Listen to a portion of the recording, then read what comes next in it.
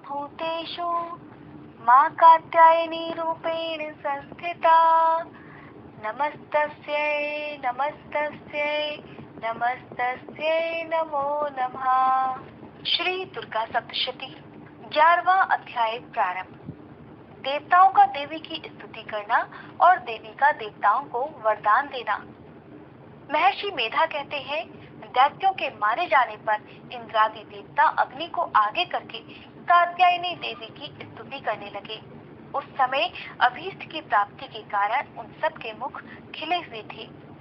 देवताओं ने कहा, हे शरणागतों के दुख दूर करने वाली देवी, तुम प्रसन्न हो।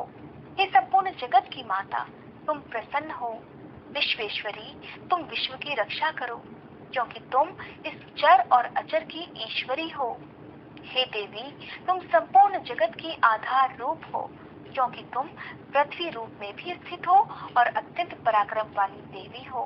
तुम विष्णु की शक्ति हो और विश्व की बीज परम माया हो, और तुमने ही इस संपूर्ण जगत को मोहित कर रखा है। तुम्हारे प्रसन्न होने पर ही यह पृथ्वी मोक्ष को प्राप्त होती है। हे देवी, संपूर्ण विद्याएं तुम्हारे ही भिन्न भिन्न स्वरूप हैं।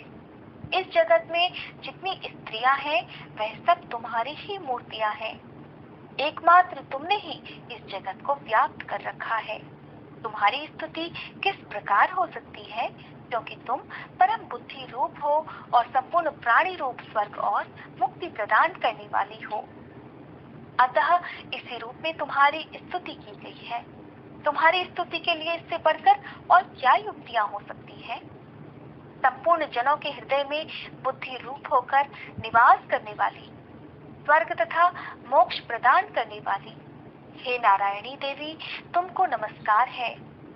पराकाष्ठा आदि रूप में अवस्थाओं को परिवर्तन की ओर ले जाने वाली तथा प्राणियों का अंत करने वाली नारायणी, तुमको नमस्कार है।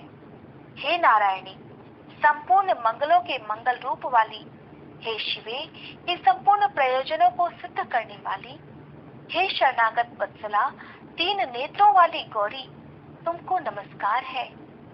सृष्टि स्थिति तथा संहार की शक्ति भूता सनातनी देवी, गुणों का आधार तथा सर्व सुखमयी नारायणी, तुमको नमस्कार है। हे शरण में आए हुए शरणागतों, दीन दुखियों की रक्षा में तत्पर, संपूर्ण पीड़ाओं को हरने वाली हे नारायणी, तुमको नमस्कार है।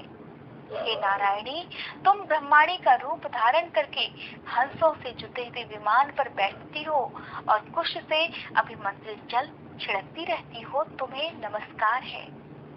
माहेश्वरी रूप से त्रिशूल, चंद्रमा और सर्पों को धारण करने वाली, हे महावृषभ वाहिनी वाली नारायणी, तुम्हें नमस्कार है। मोरों तथा कुक्कुटों से घिरी रहने वाली, महाशक्ति को धारण करने वाली, हे कौमारी रूप धारणी निष्पाप नारायणी, तुम्हें नमस्कार है।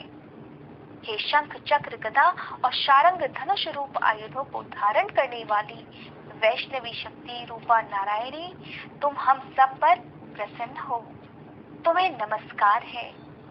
हे दांतों पर पृथ्वी धारण करने वाली वाराह रूपिणी कल्याणमयी नारायणी, तुम्हें नमस्कार है।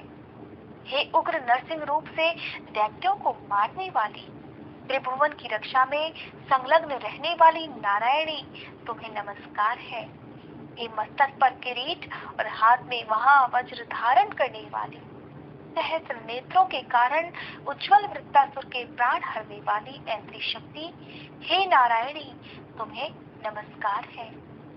हे शिवदूती स्वरूप से दैत्यों के महामद को नष्ट करने वाली, हे घोर रूप वाली, हे महाशब्द वाली, हे नारायणी, तुम्हें नमस्कार है।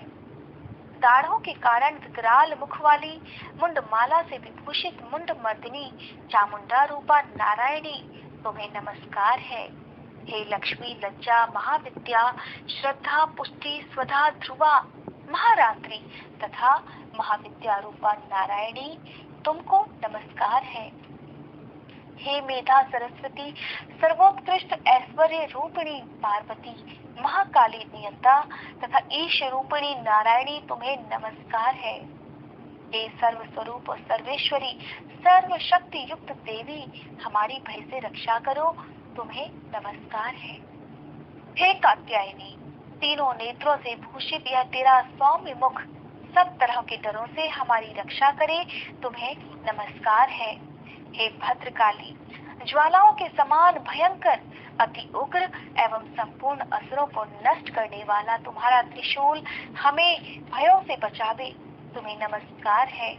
हे देवी, जो अपने शब्द से इस जगत को पूरित करके दैत्यों के तेज को नष्ट करता है, वह आपका घंटा इस प्रकार हमारी रक्षा करे जैसे कि माता अपने पुत्रों की रक्षा करती है।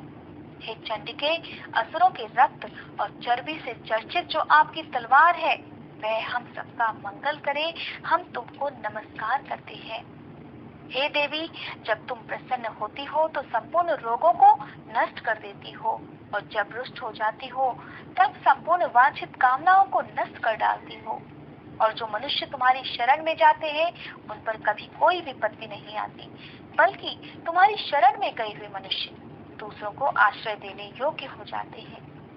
अनेक रूपों से बहुत प्रकार की मूर्तियों को धारण करके इन धर्मद्रोही असुरों का तुमने संहार किया है, वह तुम्हारे सिवा और कौन कर सकता था।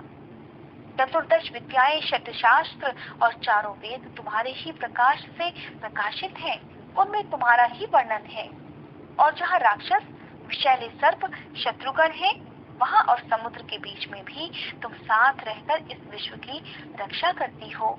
हे विश्वेश्वरी, तुम विश्व का पालन करने वाली विश्व रूपा हो, इसलिए संपूर्ण विश्व को धारण करती हो। इसलिए ब्रह्मा, विष्णु, महेश की भी वंदनीय हो। जो भक्ति पूर्वक तुमको नमस्कार करते हैं वह विश्व को आश्रय देने वाले बन जाते हैं। हे देवी, तुम प्रसन्न हो और असुरों को मारकर जिस प्रकार तुमने हम सब की रक्षा की है, ऐसे ही हमारे शत्रुओं से सदा हमारी रक्षा करती रहो। संपूर्ण जगत के पाप नष्ट कर डालो और पापों तथा उनके फल स्वरूप होने वाली महामारी आदि बड़े बड़े उपद्रवों को शीघ्र ही दूर कर दो। विश्व की पीड़ा को हरने वाली देवी, चरण में पड़े हुओं पर प्रसन्न हो।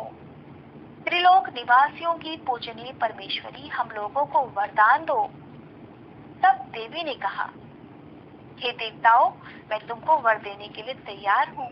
आपकी जैसी इच्छा हो वैसा वर मांग लो, मैं तुमको वर दूंगी। तब देवताओं ने कहा, हे सर्वेश्वरी, त्रिलोकी के निवासियों की संपूर्ण पीड़ाओं को हरने वाली, तुम इसी प्रकार सबकी पीड़ाएं हरती रहो और इसी प्रकार हमारे शत्रुओं को भी नष्ट करती रहो। तब देवी ने कहा, वैवस्वत मनवंतर के 28वें युग में 2 और महाअसुर शुंभ और निशुंभ उत्पन्न होंगे। उस समय मैं नंदगोप के घर से यशोदा के गर्भ से उत्पन्न होकर विंध्याचल पर्वत पर शुंभ और निशुंभ का संहार करूंगी। फिर अत्यंत भयंकर रूप से पृथ्वी पर अवतीर्ण होकर मैं वह प्रचिप्ति नामक दानवों का नाश करूंगी।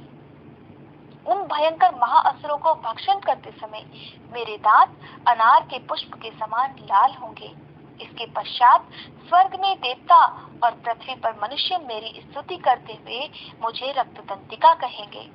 फिर जब 100 वर्षों तक वर्षा नहीं होगी, तब मैं ऋषियों की स्तुति करने पर आयोनिजा नाम से प्रकट होंगी और अपने 100 नेत्रों से ऋषियों की ओर देखूंगी। अतः मनुष्य सताक्षी नाम से मेरा कीर्तन करेंगे। उस समय मैं अपने शरीर से उत्पन्न हुए प्राणों की रक्षा करने वाले शाकों द्वारा सब प्राणियों का पालन करूंगी और तब इस पृथ्वी पर शाकंभरी के नाम से विख्यात होंगी। और इसी अवतार में मैं दुर्गम नामक महाअसुर का भी वध करूंगी। इससे पहले मैं दुर्गा देवी के नाम से प्रसिद्ध होंगी।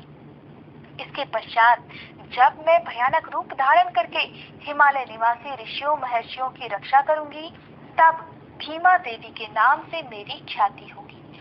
और जब फिर अरुण नामक असुर तीनों लोगों को पीड़ित करेगा, तब मैं असंख्य भ्रमरों का रूप धारण करके उस महादैत्य का वध करूंगी। तब स्वर्ग में देवता और मृत्युलोक में मनुष्य मेरी स्तुति करते हुए मुझे भ्रामरी नाम से पुकारेंगे।